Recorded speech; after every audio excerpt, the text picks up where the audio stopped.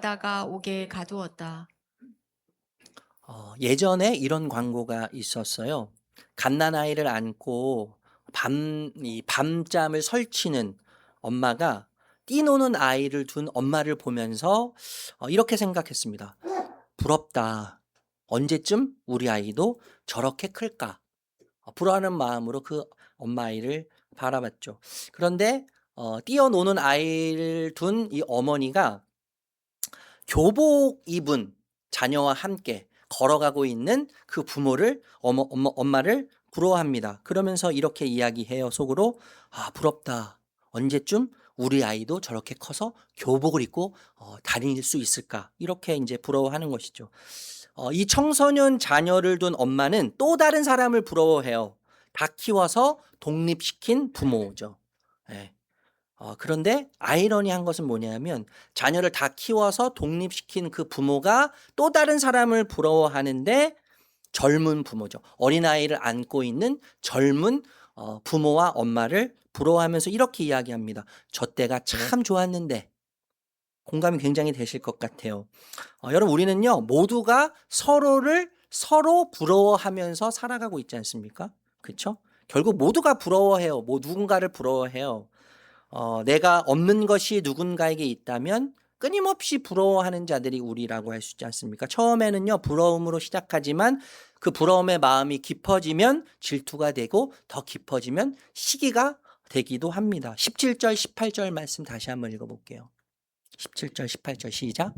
대제사장과 그의 지지자들인 사두개파 사람들이 모두 시기심이 가득 차서 들고 일어나 사도들을 잡아다가 옥에 가두었다. 지난주에 우리가 살펴봤지만 이 사도들을 통해서 수많은 병자들이 고침을 받습니다. 회복이 되어 많은 사람들이 그로 인해서 예수님께로 돌아와요.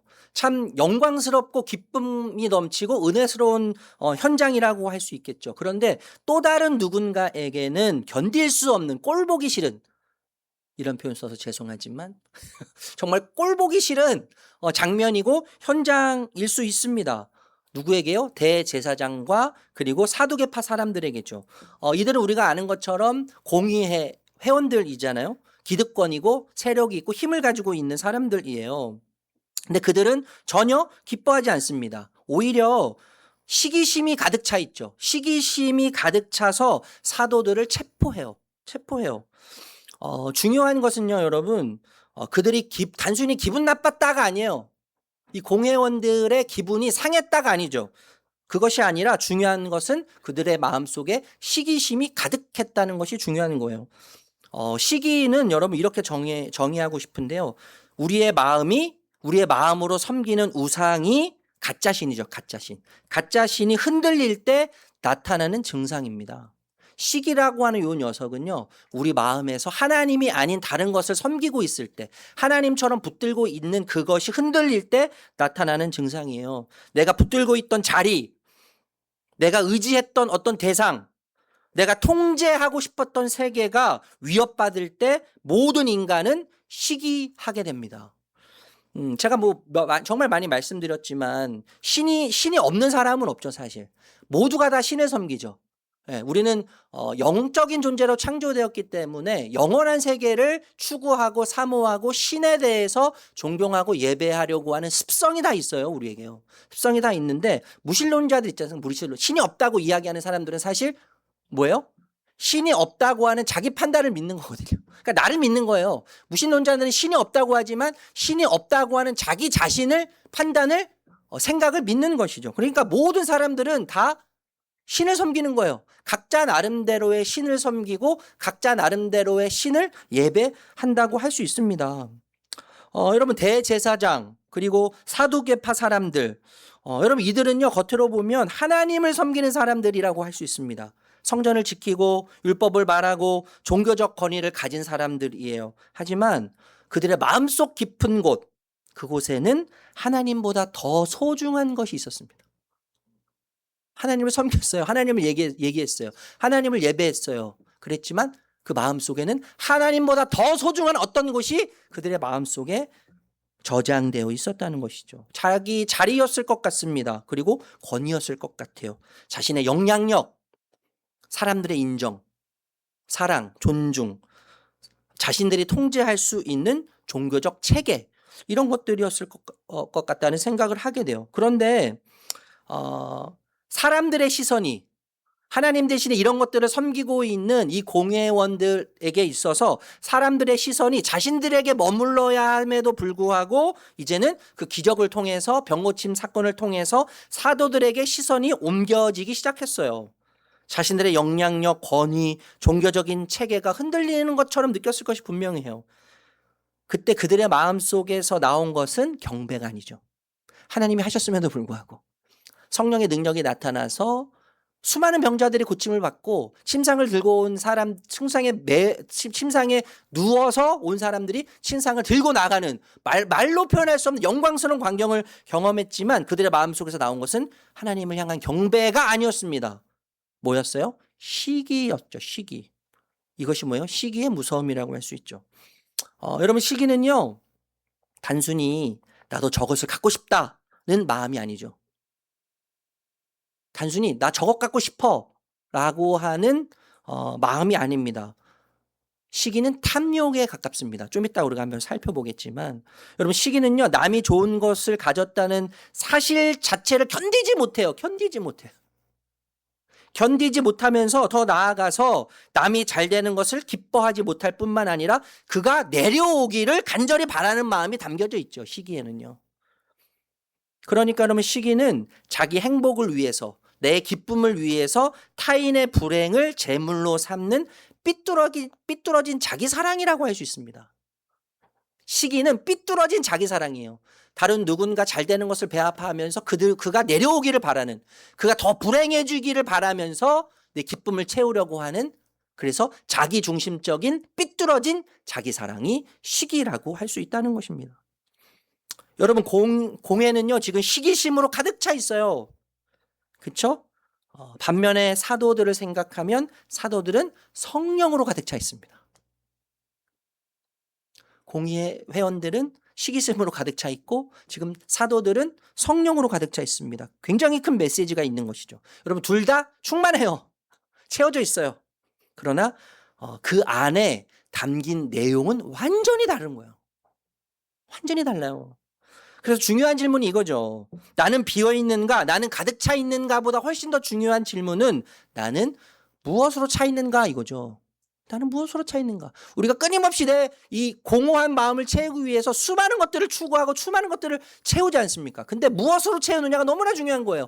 비어있느냐? 무엇으로 채워 있느냐? 이것보다 훨씬 더 중요한 것은 과연 내 영혼은, 내 마음은 무엇으로 가득 차 있고 채워져 있는가? 이것이 훨씬 더 중요한 것이죠. 여러분 열심 자체는요 죄는 아니에요. 그러나 열심의 방향이 잘못되면 죄가 될 수 있겠죠. 열심 자체는 나쁜 것이 아닙니다. 악한 것이 아닙니다. 그런데 그 열정 자체가 방향을 잃으면 죄가 되는 것입니다. 그래서 시기는 변질된 열심이라고 할 수 있을 것 같아요. 변질된 열심은 있어요. 근데 방향이 틀렸어요. 어떻게 틀립니까? 하나님을 향하던 열심이 자기 자신을 향해지기 시작할 때 그 열심은 변질되기 시작하면서 결국 자신을 향하고 그러면서 시기라고 하는 요 녀석이 나를 끌고 가기 시작하는 거예요. 좀 유명하지 않는 영화인 것 같은데요. 아마데우스라고 하는 영화가 있어요. 굉장히 오래전에 나온 영화입니다. 여기에 주인공이 살리에리라고 하는 주인공이에요. 살리에리. 이 사람은 오스트리아에서 음악가로 활동을 하고 있는데 아주 성실하고 또 음악적인 재능이 있는 탁월한 사람이라고 많은 사람들이 존경하고 따랐습니다. 성실하게 살면서 성실하게 연구하고 연습하고 또 성실하게 살아온 음악가인데 이 살리에르 앞에 누가 나타나냐면 모차르트가 나타났어요. 모차르트. 어느 날 모차르트가 나타났습니다. 모차르트를 볼 때 참 경우도 없을 때가 있어 보이고 경박해 보이기도 하고 무례해 보일 때가 많이 있었어요. 그런데 이 모차르트 안에 있는 음악적 신비, 신적 신비가 발견되기 시작했습니다. 이 사람에게요. 발견되기 시작해서 그것을 보게 됐는데 이 살리에리가 모차르트 안에 있는 신적 음악성을 보면서 한편으로는 감탄하기도 했지만 한편으로는 분노도 했다는 거예요. 분노. 감탄하면서 분노했다는 거예요. 그러면서 이런 기도를 많이 했어요. 하나님, 왜 나에게는 저런 능력을 주시지 않고 왜 저 모차르트에게만 신적 능력을 주셨습니까? 왜 하필 나에게는 안 주셨습니까? 왜 하필 저에게만 주셨습니까? 이런 기도를 정말 많이 했다는 거예요. 그러면서 이 모차르트를 시기 질투하면서 결국에는 무너뜨리려고 모차르트를요. 무너뜨리려고 수많은 시도를 했다는 것이죠. 이 영화는 여러분 단순히 음악적 천재 그리고 음악적 범죄, 평범한 사람이죠. 음악적 범죄의 이야기라고도 할 수 있겠지만 우리가 곰곰이 이 이야기를 생각해 보면 이 영화에 대해서 생각해 보면 다른 사람에게 주어진 특별한 은혜, 달란트, 재능을 견디지 못하는 꼴배기 싫어하는 가슴 아파하고 배 아파하는 인간의 시기와 오만을 느낄 수 있다고 생각합니다. 분명히 아름다운 거예요. 그럼에도 불구하고 그 속에서 시기가 올라오고 불만이 올라오고 하나님을 향해서 원망의 소리가 나올 수 있는 것이죠. 여러분, 시기가 진짜 무서운 것은요, 결코 나는 시기한다는 얼굴로 시기가 나타나지 않는다는 것입니다. 시기라고 하는 이 녀석은 시기의 얼굴로 나는 시기야 라고 하는 얼굴로 우리에게 나타나지 않는다는 거예요. 그래서 참 교묘하다는 거예요. 시기는 항상 1000개의 가면을 쓴다고 이야기해요. 1000개의 가면, 수많은 가면을 쓴다는 거죠. 때로는 정의의 가면을 쓰기도 하고 비판의 가면을 쓰기도 하고 거룩한 염려의 가면을 쓰기도 하고 심지어 경건의 가면을 쓰기도 한다는 것이죠. 여러분, 공회의 이 회원들도 자기들이 시기하고 있다고 결코 생각하지 않았을 거예요. 오히려 하나님을 변호할 뿐만 아니라 하나님을 위해서 일하고 있다고 그렇게 믿었을 것이 분명합니다. 그런데 성경은 그들의 마음을 한 단어로 폭로하잖아요. 그 단어가 뭐예요? 한 단어가 시기심이죠. 시기심. 분명히 하나님을 위해서 한다고 했고 하나님의 이름으로 했고 하나님을 기쁘시게 하기 위해서 한다고 했지만 성경은 시기심이라고 이야기하고 있는 것이죠. 여러분 다시 말씀드립니다. 시기는 마음속 우상에서 와요. 가짜신이 가짜신. 하나님처럼 섬기고 하나님 자리를 대신하는 가짜신.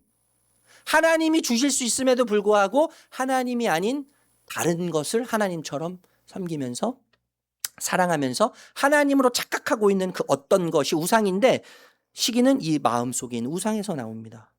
마음속에 있는 우상, 가짜신이 흔들릴 때 시기가 시작되는 거예요. 시기가 반응하기 시작하는 것입니다. 그래서 여러분 성경이 말하는 우상은요 단순히 돌이나 나무로 만든 형상이 결코 아니에요. 골로새서 3장 5절 말씀 읽어볼게요. 골로새서 3장 5절 시작.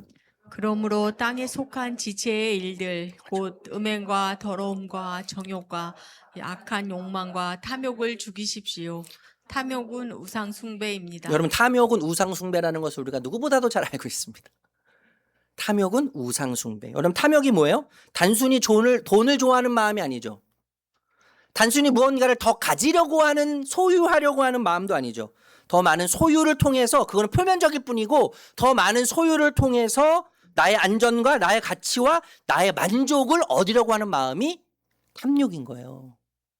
단순히 더 가지려는 게 아니라 더 갖는 것을 통해서 하나님이 주시는 안전, 하나님이 주실 수 있는 만족, 하나님이 주실 수 있는 진정한 가치를 뒤로하고 그 어떤 것으로 대신해서 채우려고 하는 것이죠. 채우려고 하는 것이죠. 그게 탐욕이죠. 그러니까 그러면 이 우상은 마음의 문제예요. 마음의 문제. 하나님보다 더 많이 생각하는 것, 하나님보다 더 의지하는 것, 그것이 없으면 내 인생이 무너질 것 같이 만드는 것, 그것이 우상이죠. 하나님이어도 안 되는 어떤 것이 우리에게 있어요. 곰곰이 생각해 보면 하나님이어도 안 되는 것 있어요. 한국 부모들에게 특별히 자녀에 대한 우상이 있잖아요. 자녀 우상. 그래서 자녀가 반드시 내 계획대로 가야 돼. 내 뜻대로 움직여야 돼. 저희 아들이 또 축구를 한다고 왜 그 돈 많이 드는 걸 하는지 참. 요즘에 마음이 너무 무거워요. 잠이 안 와요. 잘. 저에게 아빠 내가 축구 안 하면 평생을 후회할 것 같아. 평생을 후회할 것 같아. 공부할 때마다 축구가 생각나. 이거 평생을 후회할 것 같다니까 부모로서. 저와 제 아내는 이게 딱 틀이 있습니다. 벌써. 넌 이렇게 살아야 해 라고는 틀. 통제되지 않는 이 자녀를 보면서 이 안에 얼마나 수많은 우상들이 내 안에 있는 것을 발견하게 되는 것이죠. 때로는 여러분 자녀 때문에 자녀를 생각하면 하나님이어도 안 될 때가 있어요. 하나님이어도. 내가 할게. 야, 괜찮아. 내가 할게. 내가 할 거야. 내가 책임질 거야. 하나님이 끊임없이 얘기해도 하나님 좀 가만히 계세요. 하나님 좀 잠잠히 계십시오. 이건 제가 알아서 할게요.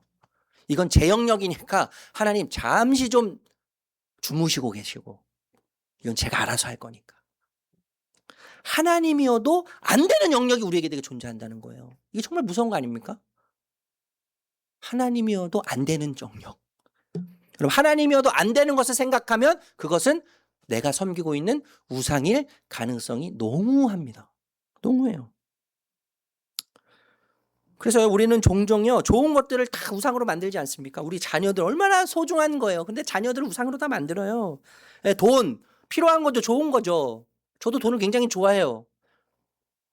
나쁜 것이 아니지 않습니까? 가족, 직업, 성취, 인정, 사역의 성공 우상이 될 수 있죠. 그 자체가 나쁜 것은 아니지만 하나님보다 내 삶에서 그것이 더 커질 때, 하나님보다 내 삶에 있어서 그게 더 가치 있어질 때 그것은 우상이 되는 거예요. 여러분 우리 마음속에 있는 여러 가지 우상들을 좀 짧게 생각해 보고 싶은데 우리들에게 모두에게 안락의 우상이 있어요. 안락의 안전의 우상이 있단 말이에요. 이 현대를 사는 현대인들에게 가장 흔하면서도 가장 발견하기 어려운 우상이 안락의 우상입니다. 안락의 우상. 제가 저뿐만 아니라 우리 목사님들하고 막 이야기 나눠보면 특히 이제 어떤 목사님의 이야기를 들었는데 이분은 이제 부교육자로서 많이 하시지 않고 바로 개척하신 분인데 이분이 그런 이야기를 하는데 참 공감이 됐어요. 개척하고 나서 1년 정도 됐는데 본인이 찾아보는 영화를 보니까 뭐 진격의 거인 뭐 이런 영화가 있어요. 저도 보지는 못했는데 그 장면이 첫 장면이 뭐냐면 사람들이 막 시체를 이루고요. 막 피가 바다를 이루는 삼국지처럼 그 살인하고 죽이는 영화를 그렇게 많이 본다는 거예요. 이 영화를 계속 보다가 어느 날 생각했다는 거죠. 내가 왜 이렇게 죽이는 영화를 많이 볼까? 왜 죽인 영화를 보면서 내 개인적인 취미 생활을 즐기고 내 사적인 생활을 왜 이렇게 즐길까? 목회하면서 이 안에 분노가 그렇게 그걸 깨달았다는 거죠. 그래서 어느 순간부터 영화를 보는데 죽이는 영화. 시체가 산을 이루고 피가 바다를 이루는. 우상과 연결되어 있다고 생각할 수 있지 않겠습니까? 여러분 내 삶에 스트레스가 없고 아무도 나에게 무리한 요구를 하지 않아야 된다고 하는 생각 속에는 안락의 우상이 있을 수 있습니다. 내 삶엔 스트레스가 없어야 돼. 아무도 나에게 배우자라고 할지라도 나에게 무리한 요구를 해서는 결코 안 돼. 그래서 모든 것이 평온하게 유지될 때에만 내 인생은 가치가 있어. 이렇게 여기는 거죠. 평탄할 때 내 인생이 평탄하고 문제가 없을 때 그때 가치가 있어 내 인생은. 이렇게 생각하는 거예요. 여러분 안락의 우상이 있는 사람들에게 가장 큰 공포는 두려움은 뭐냐면 스트레스와 갈등입니다. 스트레스와 갈등이에요. 안락의 우상을 섬기는 사람은 상처받는 것이 너무나 두려워요. 그래서 깊은 관계를 피하게 되어 있습니다. 항상 아웃사이더, 아웃사이더로 살게 되어 있는 거예요. 적당한 거리를 유지하면서 피상적인 만남만 추구하게 됩니다. 이들이 가장 피하고 싶어 하는 것은 뭐냐면 희생이 요구되는 헌신이에요. 희생이 요구되는 헌신. 안락의 우상에 빠져 있는 사람은 희생이 요구되는 헌신을 강력하게 거부해요. 그래서 이 우상이 신앙 속으로 들어오면 소비자 신앙이 되는 거예요. 소비자. 하나님을 소비하는 것이죠. 신앙을 소비하고 믿음을 소비하는 거예요. 제가 지난주에 말씀드렸잖아요. 물리치료소 같은 하나님. 답답하고 뻑뻑하고 결린 부분만 긁어주고 마사지 해주는 물리치료소 같은 하나님. 내가 원하는 대로 조종되는, 내가 원하는 대로 이용하는 물리치료소 같은 하나님이 되고 마는 것이죠. 그러니까 교회 와서 신앙생활을 하면서 여러분 위로와 평안을 얻고 가고 싶어요. 그런데 내 시간과 내 물질을 희생하는 것은 꺼려져요. 그래서 섬김의 자리를 요리조리 피하죠. 요리조리 피해요. 예수님은 믿지만 내 삶이 불편해지는 건 싫은 거예요. 나를 위해서 죽음이라고 하는 불편을 무릅쓰신 그분 앞에서 예수님을 믿지만, 예수님을 믿겠다고는 하지만 조금이라도 불편한 게 싫으니까 불편을 감수하지 않는 것이죠. 여러분, 이 안락의 우상을 섬기는 사람은요, 작은 변화와 작은 요구에도 내면은요 심하게 항상 요동칩니다. 항상 짜증이 나요. 무엇을 요구하면 짜증이 나는 거예요. 그렇게 짜증이 나요. 그런데 여러분 기억해야 될 것은 편안함을 지키기 위해서, 내 안락함을 지키기 위해서 담을 쌓는다면 그 담을 쌓을수록 역설적인 현상이 나타나는데 고립과 영적인 무기력이라고 하는 감옥에 스스로 빠지게 되고 스스로 가두게 되어 있습니다. 통제의 우상이 있죠, 여러분. 통제의 우상. 내 삶이 내 계획대로 흘러가야만 하는 거예요. 삶의 모든 변수를 내가 지고 있어야만 안심이 되는 거예요. 그래서 자녀의 성적, 미래, 직업, 심지어 배우자도 내가 결정하죠. 이래서는 안 되고 저래서는 안 되고 나의 기준으로 내 자녀의 배우자까지도 난도질하면서 결정하는 거예요. 공동체 안에서는 어떤 일들이 벌어지겠습니까? 타인의 방식을 신뢰하지 못해요. 타인의 방식이 항상 마음에 안 들어. 그래서 항상 누군가를 통제해야만 하는 거예요. 내가 옳은 거죠. 여러분, 이 우상이 흔들릴 때, 통제의 우상이 흔들릴 때 나타나는 특징이 있는데 극도의 불안과 극도의 분노가 나타납니다. 극도의 불안과 극도의 분노. 그러니까 여러분, 무슨 관계 속에서, 공동체 속에서 불안과 분노가 나타나면 통제 우상이 내 안에 있다는 것을 빨리 감지하고 캐치해야 할 필요가 있죠. 내 계획대로 상황이 흘러가지 않구나. 이러면 안 되는데. 저 사람이 내 통제 안에 들어있지 않구나. 그래서 내 통제를 벗어나면 심히 불안해지고 심히 분노하게 되는 것입니다. 하나님을 믿는다고 말하지만 실제로는 하나님 주권보다 내 계획을 믿는 것이죠. 내 계획을 신뢰하는 거예요.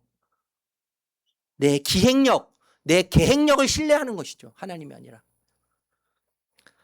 인정의 우상이 있어요. 인정의 우상. 많이 들어보셨잖아요. 사람들의 칭찬, 사랑이 있어야만 내 존재가 가치 있다고 여기는 거죠. 네. 누군가 나를 비판하면 세상이 무너지는 것 같아요. 제가 요즘 그래요. 뭔가 이렇게 마음이 많이 열어가지고 제가. 여러분, 목사가 진짜 잘 빠질 수 있는 우상 아니에요? 예. 저 목사님 설교 너무 좋아요. 그 말을 꼭 듣고 싶어. 그걸 못 들으면 잠이 안 와. 그래서 아내한테 물어봐야 돼. 여보, 오늘 말씀. 저희 아내는 여보 그만 좀 물어봐. 그렇게 자신이 없는 거야. 우상이에요, 우상. 예. 우상에 빠져 있는 거예요. 인정에 대한 우상.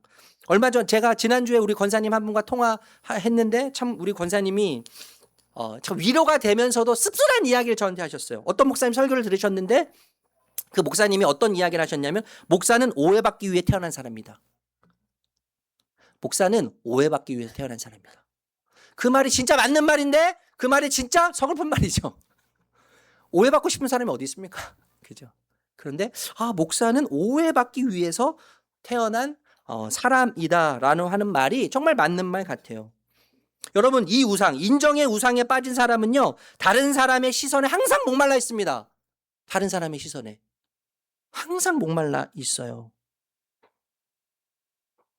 항상 관계 속에서 좋은 사람이라고 하는 평가를 받아야만 해요. 나는 항상 좋은 사람이어야 해요. 그 평가를 듣기 위해서 애씁니다. 여러분, 이 무상이 그래서 무서운 이유는요, 우리를 사람들의 노예로 만들죠. 좋은 평가를 받아야 되기 때문에 그 사람에게 항상 맞춰야 되는 거예요. 그래서 사람들의 노예를 만드는 것이 인정의 우상입니다. 인정받기 위해서 무리하게 자신을 포장할 때도 있습니다. 진리를 말해야 되는데도 불구하고 사람들이 싫어할까봐, 사람들이 거부할까봐 침묵해요. 타인의 기대에 맞추느라 진정한 내 모습을 상실합니다. 하나님께서 나에게 주신 하나님의 고유한 성품과 특성과 기질을 발휘하지 못하고 그것을 있는 그대로 살아내지 못하고 항상 진정한 내 모습을 잃어버리게 됩니다. 이것이 인정의 우상에 빠진 사람의 모습이라고 할 수 있겠죠. 권력의 우상이 있어요. 권력. 내가 영향력을 가져야 된다 이거예요. 나에게 영향력이 있어야 된다. 그래야만 삶의 의미와 가치가 있다 이렇게 생각하는 것이죠. 권력을 우상으로 사는 사람들은 성취와 영향력 확장에 항상 관심이 있어요. 성취. 내가 무엇을 계획했으면 그것을 이뤄야 하는 것에 관심이 있어요. 그리고 영향력. 많은 사람들을 통제할 뿐만 아니라 많은 사람들에게 내가 영향력을 끼쳐야 된다고 생각하는 것이죠. 그래서 끊임없이 질주합니다. 앞만 보고 끊임없이 달려요. 제가 좀 그런 성향인데. 그래서 내 뜻대로 움직이지 않는 사람들을 불편해하죠. 사람이 목적이 아니에요. 그런 경우는 사람을 목적에 두는 것이 아니라 수단으로 대하게 되어 있습니다. 사람이 수단이 되는 것이죠. 여러분 이 우상에 사로잡히면요. 이를 성사시키기 위해서 타인을 억압할 수 있습니다. 타인을 억압할 수 있거나 착취하는 것에 대해서 정당화할 수 있죠. 그게 참 무서운 거예요. 결국 여러분 권력의 우상은 자신과 타인 모두를 파괴하는 잔인한 폭력성을 띠게 되어 있습니다. 파괴시켜요. 모든 것을 파괴시키는 거예요. 모든 것을 파괴시켜요. 저는 말씀을 준비하면서 이 모든 우상이 내 안에 있다는 냄새나는 내 자신을 발견합니다. 냄새나는 쓰레기통 같은 내 자신을 발견하게 돼요. 내 안에 얼마나 우상이 하나님을 섬기고 하나님을 위해서 떠든다고 하지만 하나님이 아니라 내 만족을 위해서, 내 안위를 위해서, 내 안정을 위해서 괜찮은 사람이고 싶어서 떠들어대고 그럴싸해 보이기 위해서 굉장히 몸부림치고 있는 쓰레기 냄새나는 쓰레기통 같은 제 자신을 발견하게 됩니다. 누군가가 잘 될 때 진심으로 기뻐하지 못한다면 그 사람의 성공이 반대로 나에게 실패처럼 느껴진다면 누군가가 칭찬받을 때 누군가를 사람들이 많이 좋아해 줄 때 마음이 불편하다면 여러분 그것은 단순히 성격의 탓, 예민한 성격 때문이지 않을 가능성이 큰 거예요. 내 성격이 원래 그래서 그래가 아니에요, 여러분. 내 마음속에 우상이 흔들리고 있다는 것입니다.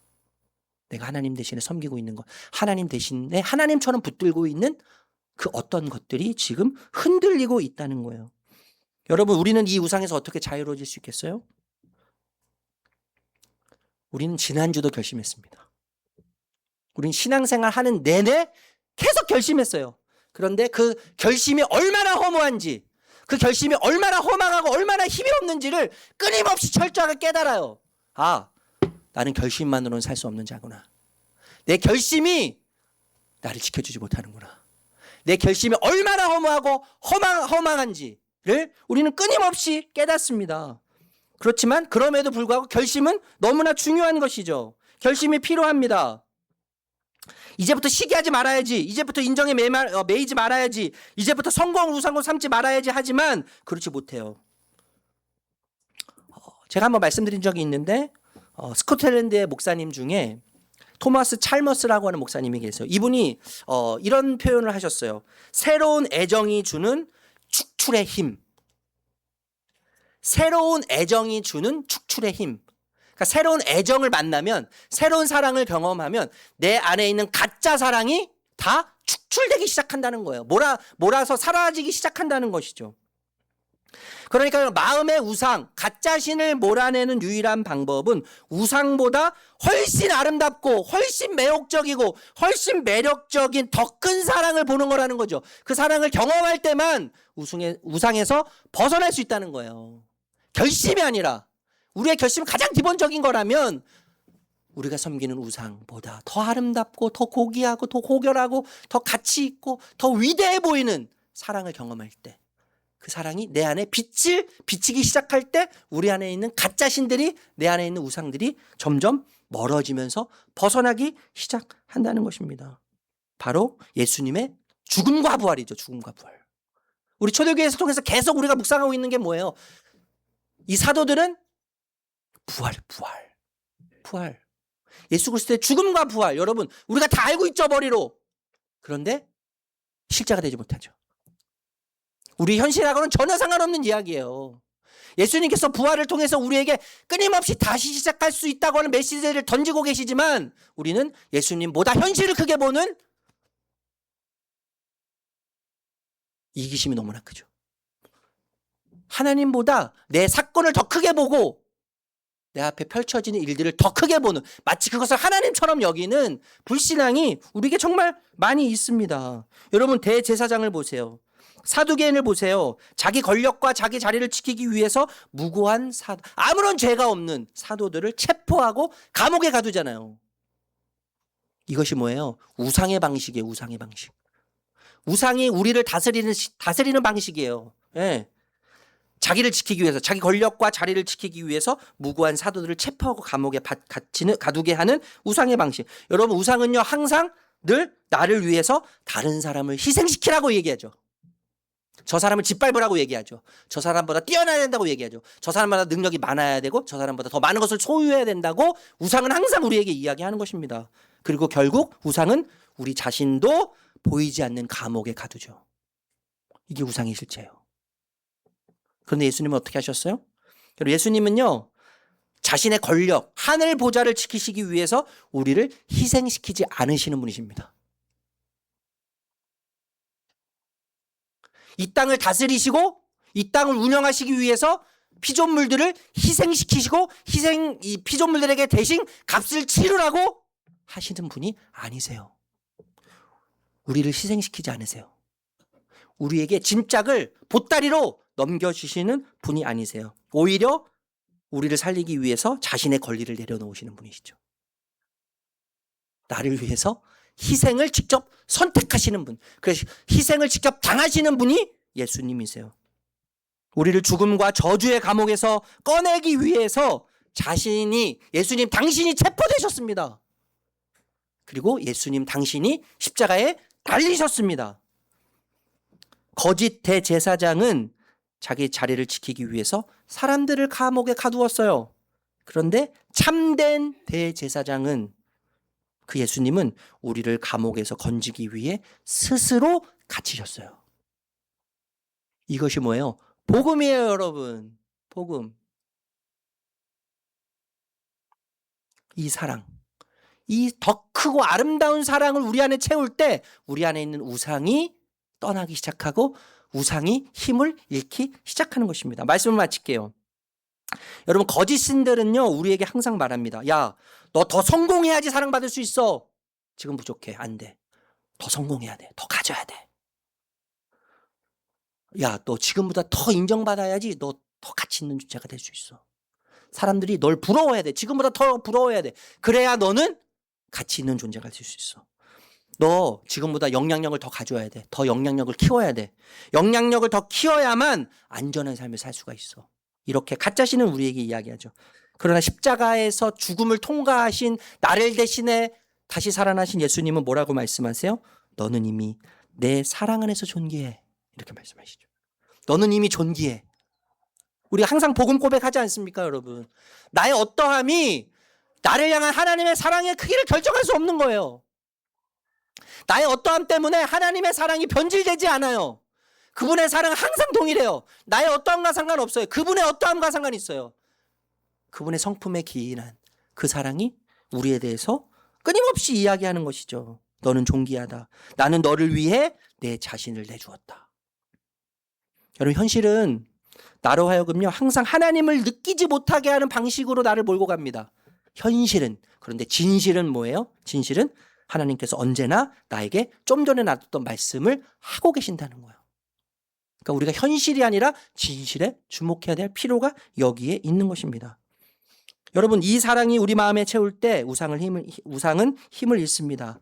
인정받지 못해도 무너지지 않죠. 내 뜻대로 되지 않아도 절망하지 않아요. 다른 사람이 잘하고 다른 사람이 칭찬받고 다른 사람이 높아져도 시기하지 않고 그를 오히려 축복할 수 있습니다. 왜냐하면 나의 존재론적 가치가 이미 십자가 안에서 확정되었기 때문이죠.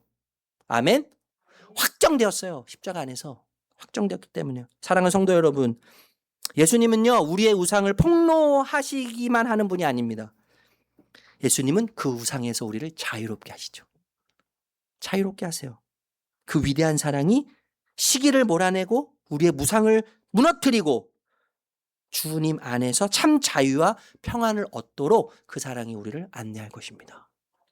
여러분을 묶어두는 것이 무엇입니까? 여러분, 무엇이 여러분 마음 안에 가득 차 있습니까? 오늘 이 시간 진리의 빛이 우리의 삶을 비치고 우리의 내면을 비칠 때 성령의 빛이 임하고 진실의 빛이 임하고 진리의 빛이 임해서 그분만이 주실 수 있는 자유, 그분만이 주실 수 있는 만족 안에서 이번 한 주를 주님과 함께 걸어가시는 복된 주의 백성들 되시기를 거룩하신 예수님의 이름으로 축복합니다.